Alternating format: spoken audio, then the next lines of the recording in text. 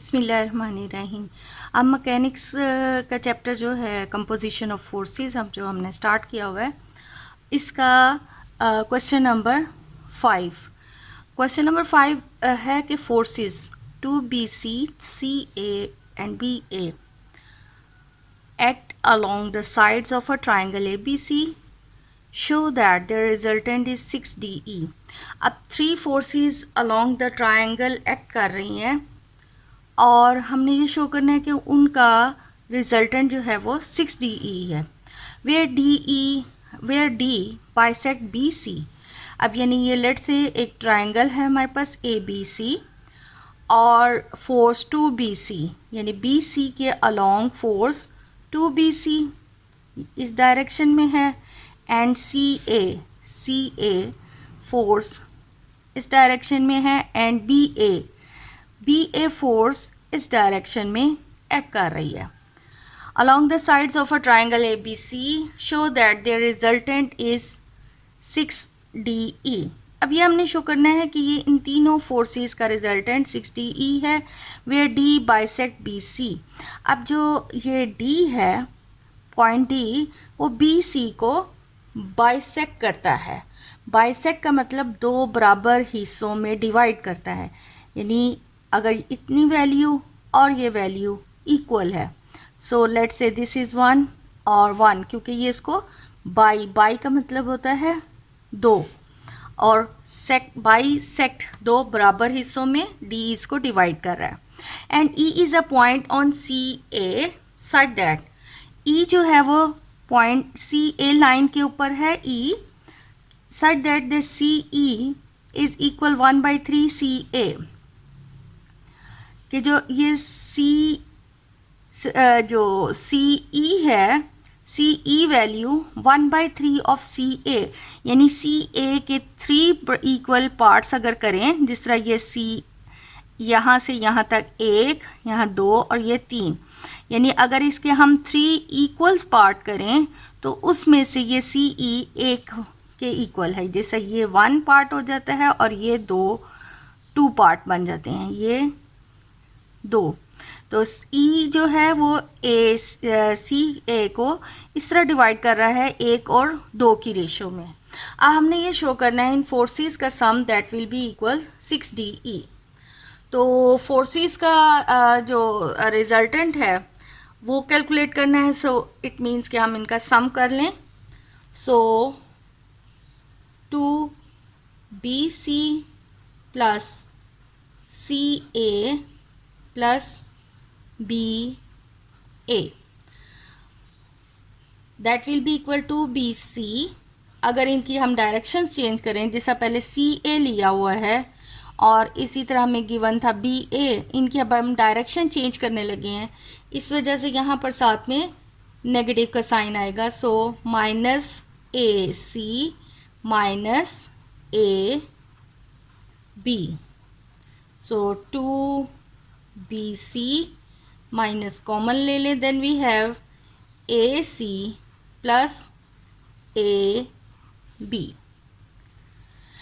अब ये AC plus AB, अब यहाँ पर ये AD जो है वो चूँकि BC को 2 बराबर हिस्सों में डिवाइड कर रहा है, बाइसेक्ट कर रहा है, यानी इसका रेशो जो है वो 1 और 1 की रेशो है।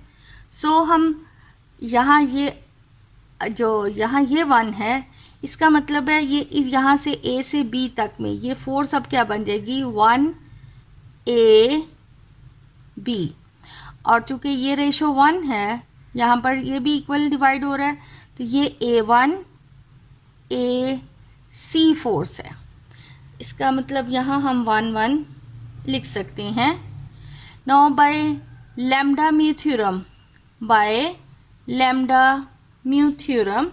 लैम्डा म्यू थ्योरम क्या है कि अगर एक फोर्स OB एंड OA, एक force lambda OB and mu OA जो फोर्सेस एक्ट कर रही हैं, और एक C इस AB लाइन को डिवाइड करता है in ratio lambda and mu, तो इन फोर्सेस का रिजल्टेंट जो है वो किसके इक्वल होता है, lambda plus mu O C. Similarly अगर हम इसको देखें तो A B, one A B and one A C force that will be equal, इनका रिजल्टेंट किसके इक्वल होगा, 2AD।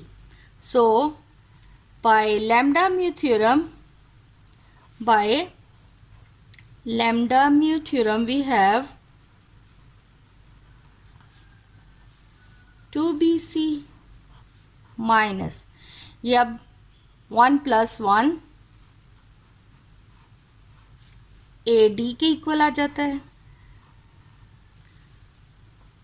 सो 2BC minus 2AD।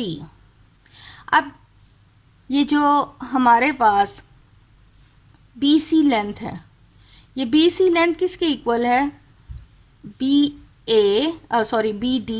Plus DC के इक्वल, यानी BC साइड दैट विल, चूँकि दो बराबर हिस्सों में डिवाइड हुई है, सो BD प्लस DC के इक्वल है। और ये BD को ही, ये चूँकि दोनों आपस में इक्वल इन लेंथ हैं, तो अगर हम BD को DC ही लिख लें क्योंकि ये मैग्नीट्यूड दोनों की सेम है, सो ये BD की जगह हम DC प्लस DC, यानी BC हमारे पास इक्वल टू 2DC आ रहा है। तो अब यहाँ हम BC की जगह 2DC रिप्लेस कर सकते हैं। सो हमारे पास जो रिजल्टेंट है 2BC plus CA plus BA, वो इक्वल था 2BC माइनस 2AD।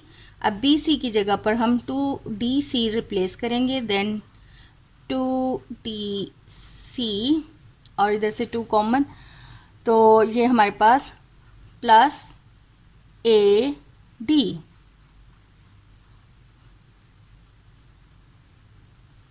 सॉरी यहाँ माइनस है, सो ये माइनस AD।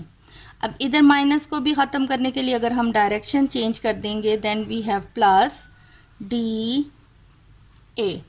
अब अगेन अगर इस ट्रायंगल को देखा जाए, अब ये पार्ट छोड़ दें, अब सिर्फ इतना ही पार्ट, तो हमारे पास जो रिलेशन बन रही है ये DC है और ये हमारे पास DA है।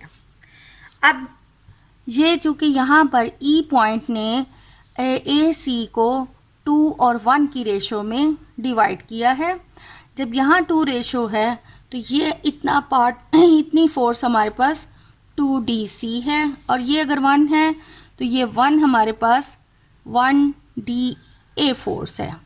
So by lambda mu theorem, चूँकि ये E इसको 2 और 1 की रेशो में डिवाइड कर रहा है, तो बाय लैम्डा म्यू थ्योरम हमारे पास ये 2 + 1 DE के इक्वलेंट इसकी वैल्यू है।